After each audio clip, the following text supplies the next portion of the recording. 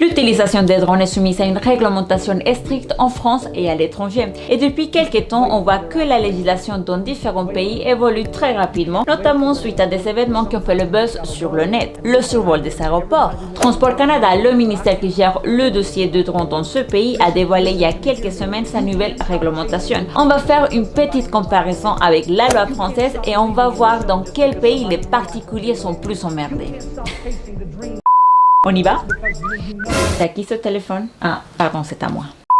La loi s'applique aux drones de plus de 250 grammes. C'est le seuil pratiqué aux États-Unis. Les Américains sont arrivés à prouver que la chute d'un drone de 250 grammes pouvait causer largement de dégâts. Et c'est pas faux. Les drones d'aujourd'hui, je parle des vrais drones, pas le drone de jeu à 120 €, mais les drones type DJI embarquent des caméras avec un certain poids. Si ça tombe sous la tête de quelqu'un...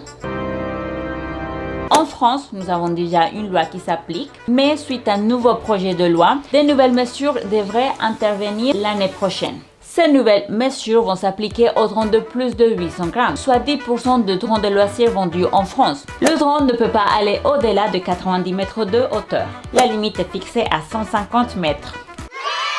Non, c'est pas marrant pour les Canadiens. Il est désormais interdit de faire voler son drone à moins de 75 mètres de bâtiments, véhicules ou groupes de personnes. L'utilisateur est tenu de respecter une distance minimale de sécurité et de rester distant de tout rassemblement de personnes. Cette distance est de 150 mètres des limites d'une agglomération et de 50 mètres d'un groupe de personnes. Le drone en étant une menace pour les vols commerciaux, le survol des aéroports est bien entendu interdit. Même pas vous approcher. Oui, je parle de jeune allemand qui télépilotait son drone à 150 mètres de la piste d'atterrissage de l'aéroport de Val-Mulhouse.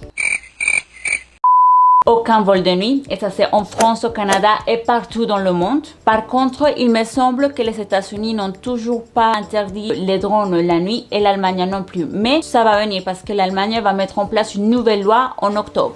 Il faudra donc inscrire son prénom, téléphone, adresse, en fait tous ses coordonnées pour pouvoir t'identifier en cas d'interception. À partir de l'année prochaine, 2018-2019, on sait pas. En fait, c'est pas très clair. On peut pas faire plus compliqué en France, hein.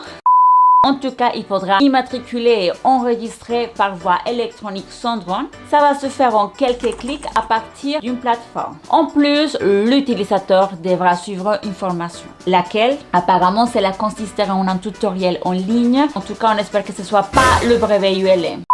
Ces drones de plus de 800 grammes devront être équipés d'un dispositif lumineux, d'un dispositif de limitation de capacité et d'un dispositif de signalement sonore.